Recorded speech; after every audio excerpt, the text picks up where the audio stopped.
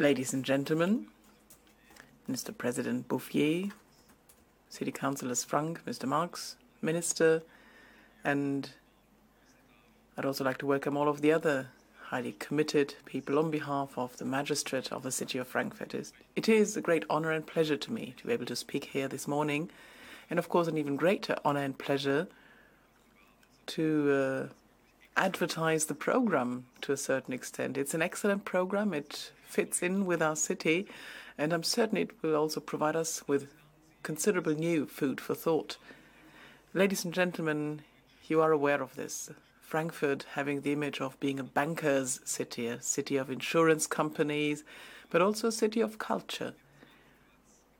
Frankfurt is perceived as an international center of finance, as a European transport hub, as the city that has been home to the Städel Museum for more than 200 years, and also the Museum of Modern Art, offering outstanding events in the field of arts. What's not so well known, ladies and gentlemen, is what happens behind the scenes of the city. And that is what makes up prevention, preventing through coherence within the city. And that is done by those who organize it. I am the former head of a Frankfurt Youth Welfare Office, or Youth Center rather, and I must say that this view from the outside sometimes tends to make us overlook what's happening behind the scenes in a rather down-to-earth manner. Back at the time when I was working in youth welfare at the youth center, the term prevention didn't yet exist. But I had one story, one little anecdote where a policeman called Helmke from my local neighborhood. And this was back at a time when social work and police work were in, let me put it carefully, in somewhat of a competition situation. So this policeman came in with a tram driver working in the city, and he went to the cafe of our youth center and he stood there and said, this lady had her handbag stolen. Could I speak to somebody, please? So he went to a room next door, and a colleague followed him, and somebody else followed them through. And that's how they settled it. These days, these are trained behaviors. They're called offender-victim balance. And of course, it was exactly what was done then. The young adult was told whether it might not be a good idea to hand back the handbag and in the next 20 minutes give it back without, and then the police would decide to not persecute the matter further. I was a bit surprised back at the time, but essentially it was nothing different from what former generations handled similarly, what maybe in rural areas the local policeman would have done with the support of a farmer who took the boys to their parents after they'd been caught stealing cherries or something else. So this direct contact, bringing victim and offender together, also maybe talking to the family, in this case in structures where families often don't exist as such anymore. The area where I was living in had rarely any complete families left. But what it did was bring these people together, say, look, you've overstepped the limit, but we'll do something together, we'll offer you a perspective, and that is something that works.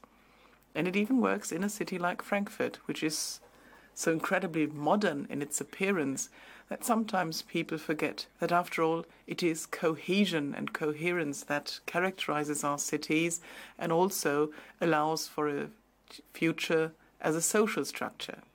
Frankfurt has 700,000 inhabitants, and it's a very unique type of society.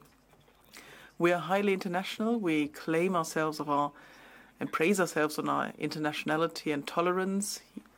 In pubs and restaurants, you move closer together when there are new guests coming in. There are people of different ages, different educational backgrounds, different cultures, and they live together peacefully. But, ladies and gentlemen, Frankfurt is also a boom city. 15,000 people moved to Frankfurt as new citizens last year, 5,000 people in the year before that. That is as if the little city of Schwalbach in the Taunus region was moving at one single go completely. And that cannot happen without friction. You've got to do a lot of work to do with schools, with infrastructure. You've got to organize a roof over people's heads. And you've got to make sure that people feel that they're perceived as human beings, that they have the feeling they own the city. And within the city, and it's always the best thing to do, you can work on prevention, making sure that everybody adheres to the same framework. In the past, people learned relatively quickly that combating crime afterwards is not the sole instrument. Therefore, we gave a lot of attention to prevention. So the first policeman who came to this youth center I mentioned earlier, that was a first start, and they invited the young people to redesign a police vehicle. And they said, look, we'll take you along. We as the police force will come across as being open. We want you to know what our job is, what our work constitutes of. And we don't think that's the job only of educators, pedagogues, and social workers. That left a great impression, but not only that, it also left traces. And that with these young people of whom nobody would have expected them to end up with the police, or if so, then as offenders, as those who overstepped the rules and the limits. But the contrary was the case. Quite a large number of these young people actually applied to become members of the police force and have become very good German policemen. So this joint approach, ladies and gentlemen, across different authorities was not quite possible in that way 20 years ago, the way it is possible today. But back then, there still was the willingness to reduce the limits somewhat, to advocate this closeness between people, not just around Christmas, but during the entire year, to make sure that in the various districts of the city, those people who know where the problems lie can also interfere and can become committed. That is where the Frankfurt model starts to work. It's a model of citizen participation, a model also born by the local councils, the city district organizations. And I know the people in the various city districts usually know best where the local causes for the emergence of crime are. They know about the social upheavals that are to be remedied. But, ladies and gentlemen, Frankfurt is not just a city of prevention, but also a city of civil courage. There's no other city in Germany that advertised, that promoted this so strongly in Germany. There's a campaign which is roughly titled Spotting Violence and Reporting It. It's supported by the police force, the justice system, the social institutions, the children and young adult centers, the schools. They all work on this together. In Frankfurt, crime prevention was systematically involved into political decision-making processes, and that has turned out to be worth its while for many, many people in our city. 20 or 30 years ago, many people who came to Frankfurt still viewed us as the capital of crime, and also people living in the city had that feeling that they were living in crime capital, that they had to live in fear.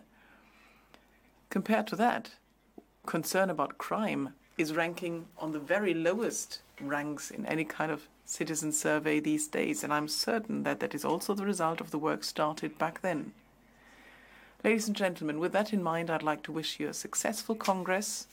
Do make use of the opportunity to talk to each other, take a look at the ideas promoted at the German Congress on Crime Prevention, because it offers a unique and comprehensive view of the broad range of projects to do with crime prevention. And also, let me invite you to discover Frankfurt a bit. You'll be given not just a large number of impressions, but you'll also experience a very peaceful city which we're proud of. Thank you.